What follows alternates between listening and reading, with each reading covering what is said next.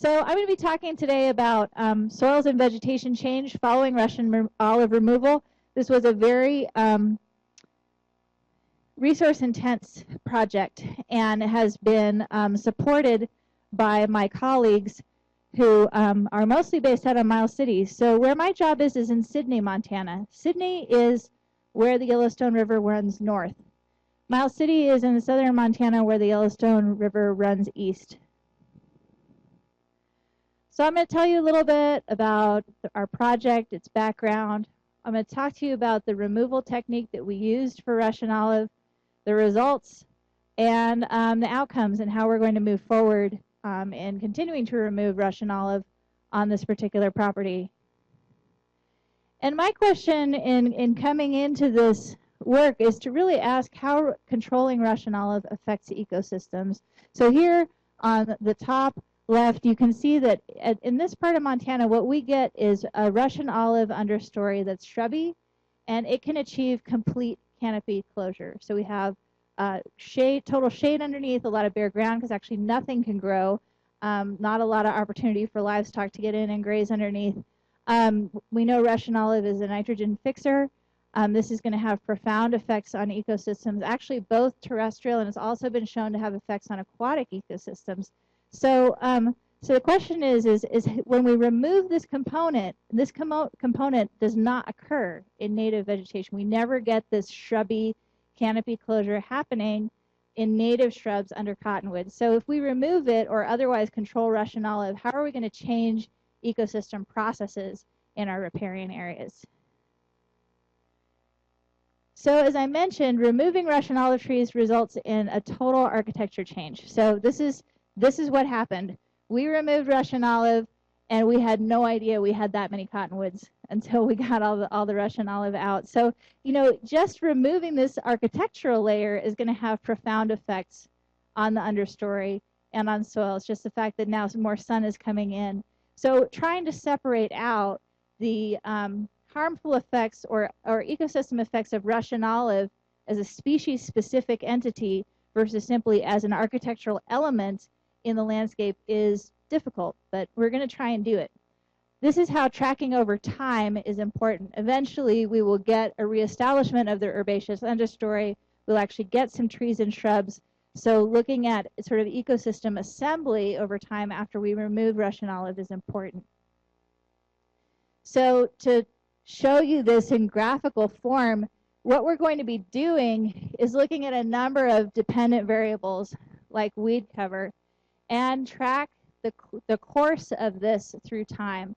And we might expect that this red line being where we don't remove Russian olive might have one trajectory through time, but a landscape where we do remove Russian olive will maybe have an initial decrease simply because of the disturbance of Russian olive. Well, it goes a decrease, and then it may increase. It may go back to the reference of Russian olive stand, or you may have a really different dynamic through time. I'll talk more about this in a little while. So here's an overhead view of our study site.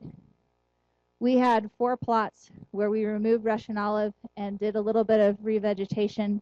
And then we have a reference area where we didn't remove Russian olive because we want to compare how ecosystems function with and without Russian olive. So we removed Russian olive in the spring of 2011. We fenced our plots because we were transplanting trees and shrubs into them. So we fenced them before we did this in the summer of that year. And then we conducted revegetation the following year. And so in those 4 plots where we removed Russian olive, we actually had a revegetation study. And I'm not going to talk a lot about that study in this talk for the interest of time, but I do have data on establishment that I'd be happy to share with you one way or another. I'm mostly going to be focusing on our no revegetation treatment. So basically what happens if you remove Russian olive and you don't bring any plant species in, you don't transplant, and you don't seed an herbaceous layer. So we compared these 4 plots where we removed Russian olive and didn't perform revegetation to plots where we did not remove Russian olive at all. Okay, so what technique did we use? Well, we actually conducted a survey of people who had done Russian olive removal. We wanted to use an effective method. Certainly is a good idea to do, to research things, but we needed to focus our research effort. So we decided to use the method that was most effective in terms of self-reporting from people who had already done this. They reported that using a tree shear with a spray attachment was the best method for controlling Russian olive, and to immediately apply triclopyr to that cut stump to kill the stump to prevent resprouts. So what we did is that we cut 2,500 stumps to the ground level, and then within 15 minutes we applied our herbicide. Now this immediate application serves two purposes. One is you're making sure that you're getting good contact and that all the little vessels in the plant are ready to receive the herbicide, but also you don't miss stumps. So it's often a problem if you wait and come back, you will miss stumps, those will resprout, and then you've got another incipient invasion on your hand. This is a cost per acre. I'm not going to be talking too much about costs. If you're interested in that, I do have a summary of that I can share with you later. This is what our plot 1 looked like. So in April of 2011, before we removed, you see that gray fuzzy layer of cottonwood, of Russian olive, and that's before they leafed out. We're up in the very far north. April is spring. Our cottonwoods really don't leaf out until mid to late May usually. So you can see on the top right, after we removed, that our removal technique was extremely disruptive. We had a lot of bare ground. People recommend removing in the winter to reduce this level of disturbance. On the other hand, it makes for a very nice seed bed. You've already kind of cleared everything out. In addition, we had a flood in May that also really helped prepare a very nice seed bed for our restoration, which actually, so our revegetation didn't happen in 2012, partially because of this flood. It really set us back. And also, we had a little bit of a dilemma of what to do about our revegetation, because this carpet you see, that green understory carpet in the fall of 2011, that's all cottonwood seedlings. So this is what the plot looked like in 2013. We definitely had a weed problem. That's all lactuca, and it's all eyebrow level. It was crazy. On the other hand, there are cottonwood trees. You can see one here coming up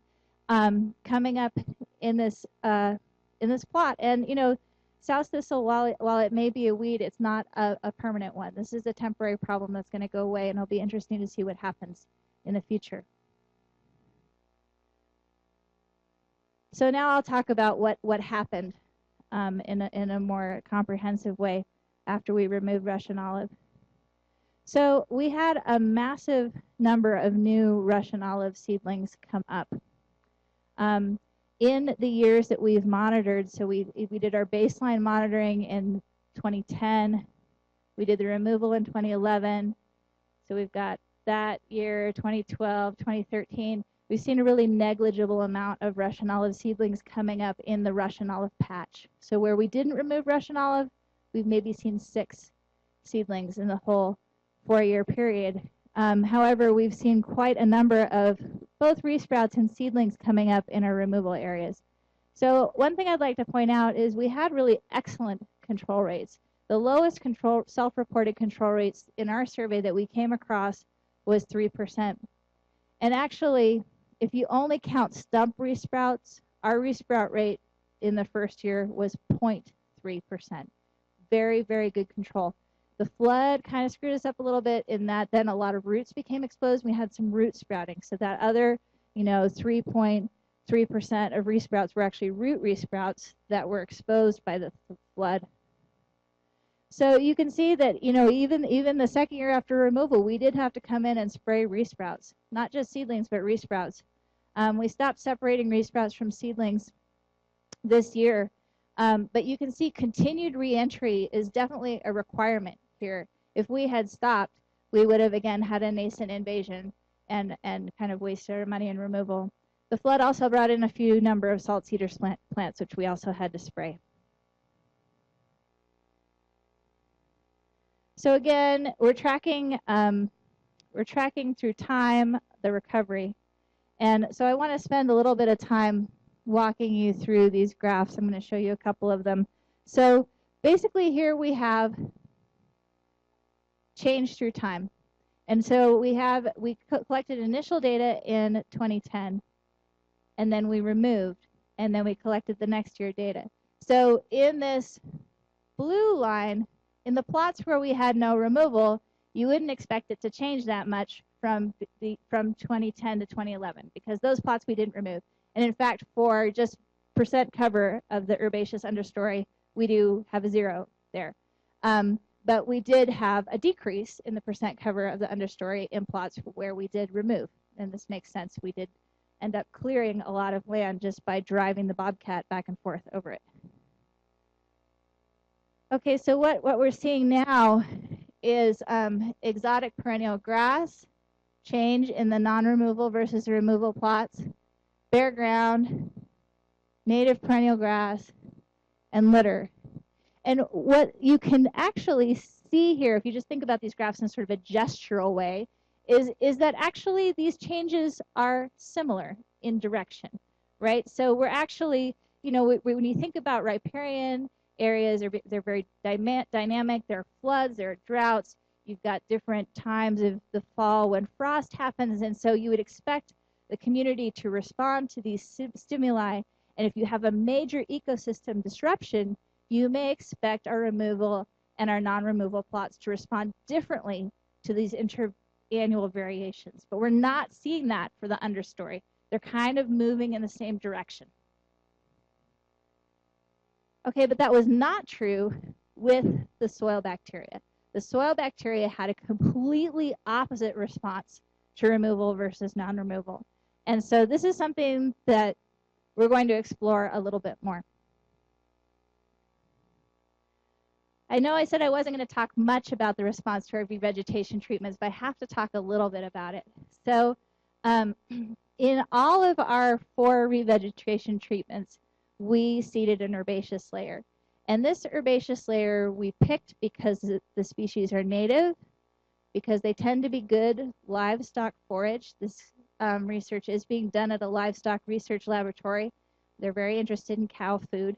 And also, they actually are also known to be good species for turkey food. And the National Wild Turkey Foundation is really interested in Russian olive removal and revegetation with herbaceous species that make turkeys happy. So we sowed 13 different species as seed into all of these plots. So what we found is in the plots where we removed Russian olive but didn't do any revegetation, we still had an average of about 3 of these desirable species showing up in the plot. We didn't seed them, they showed up. As opposed to where we have Russian olive in complete canopy closure and did not remove, we only have 1. This is western wheatgrass. It's everywhere. But you can also see in these gray bars that when we did seed, we have a lot of desirable species, up to 10. So our seeding did work. It increased diversity, increased the number of desirable species. But this graph also shows that just by removing and not performing revegetation, you also get a colonization of these desirable species that we want. Okay, so now I'm going to switch over to continue on with outcomes. So again, our cut stump method with immediate basal bark herbicide was very effective. Even though it was extremely effective, you still had to come back every year. And we're going to continue to go back this coming year. And we're going to keep collecting these data to see how many years you have to come back and spray. It's quite possible you don't have to do it every single year. The problem with waiting is simply that the tree may get so big that it's difficult to control, it's difficult to kill with the foliar spray. Thank you. But Russian olive doesn't set seed immediately, so you have a couple years that way. But it is more difficult to kill a plant with foliar spray when it's big, as most of you know. We saw that the understory vegetation so far is responding to year environmental, variability in similar ways between the no removal and removal plots. However, that was not true for soil bacteria. And removal alone increased the number of desirable understory species. And if you seed, you're going to further increase the number of desirable species. And I have to point out that our seeding was done in the second driest year on record. So, I mean, we didn't see an increase in cover of these desirable species, but they did show up. And so we're going to expect to continue having them show up as we get more rain. So as I mentioned, I didn't show you data on the survey results that we did for how people self-reported the effectiveness of their removal techniques. And I also haven't shown you a lot of the revegetation response in terms of secondary invasion and the tree and shrub survivorship that we transplanted. And again, these trees and shrubs actually had very good survivorship, considering we were in the middle of a really severe drought. I am in the process of writing a paper. I'm really happy to send you a draft if you're interested in either the economic data or the data on our removal process, or I will probably have a copy of the paper when I'm here next year. I want to talk to you a little bit about future directions, and these are both future directions in terms of what we're doing at this particular property in terms of moving forward with Russian olive, and then I'll be talking about a more regional scale work. So I feel like we really need to learn more about vegetation and soils dynamics along the Yellowstone in general. We don't know a lot of natural history about riparian vegetation, and certainly not about upper trophic levels and what raccoons use, what pheasants use. We don't have a lot of data on that. So I'd like to have a more comprehensive set of reference sites, not just the one site where we didn't remove Russian olive. I want to do a survey of a bunch of different sites with a bunch of different levels of Russian olive infestation. And I'd really like to look more closely at this function of soil bacteria. So some of the things that soil bacteria do are increase nutrient availability, and they also really affect decomposition rates. I really want to use game cams and look at these higher trophic levels, particularly since Russian olive is always cited as really excellent wildlife habitat. There's a lot to look at with game cams. And as far as further removals at this particular property, we're actually going to explore a foliar spray. Dow just came out with a foliar spray that they recommend to control Russian olive. And the nice thing with the foliar spray is that we can more precisely simulate the effects of what a biological control organism might do to Russian olive. So, speaking of biological control for Russian olive, I am an emissary from Spokane, where last week we had a meeting talking about the fact that Russian olive is a conflict species. Some people really like Russian olive. They like it because it's a great windbreak, and they have a perception that it's excellent wildlife habitat.